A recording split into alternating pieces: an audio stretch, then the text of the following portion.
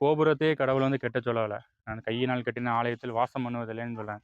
இவர்கள் ஒரு கோபுரத்த அப்பன்னா அப்படி கட்டி வச்சுட்டாங்க. அப்படியே இயேசு கிறிஸ்து இடிச்சத இவங்க மறுபடியும் கட்டி வைத்தார்கள். எதுக்கு வைத்தார்கள்? கிறிஸ்துவின் மீது உள்ள பாசமா? கிறிஸ்துவின் மீது உள்ள அன்பா?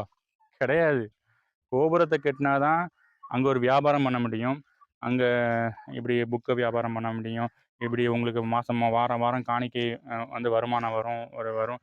அதுக்குன்னு ஒரு ஃபைனான்ஸ் டிபார்ட்மெண்ட்ட போடணும். அதுக்குன்னு கலந்துரையாடல் பண்ணி இப்படி ஒரு கோபுரத்த கட்டினா தான் அங்க வந்து வியாபாரம் வரும். அந்த நோக்கத்தோட தான் இவர்கள் கோபுரம் கட்டினார்கள். அது இயேசு கிறிஸ்துவுக்கு தெளிவாக தெரியும். இயேசு கிறிஸ்துவுக்கு தெளிவாக தெரிஞ்சனால தான் நான் கையினால் கட்டின ஆலயத்தை வாசம் பண்ணுவதில்லை. பேதுருவே உந்த கல்லின் மீது நான் சபையை கட்டுவேன்னு சொல்லி அவர் வந்து அங்க போகிறாரு. அவருக்கு தெரியும். கோபுரத்த கட்டுனா இந்த குள்ள நரி கூட்டங்கள், வேதபாரகர்களும், பரிசேயர்களும் தான் பெருகுவார்கள். குட்டி போட்டு பலுகி பெரிய தவளை வந்து குட்டி போட்டா பார்த்துருப்பீங்க. அப்படியே குட்டி போட்டு பலுகி பெருகி போய் கிடக்கும். அதே மாரி தான்.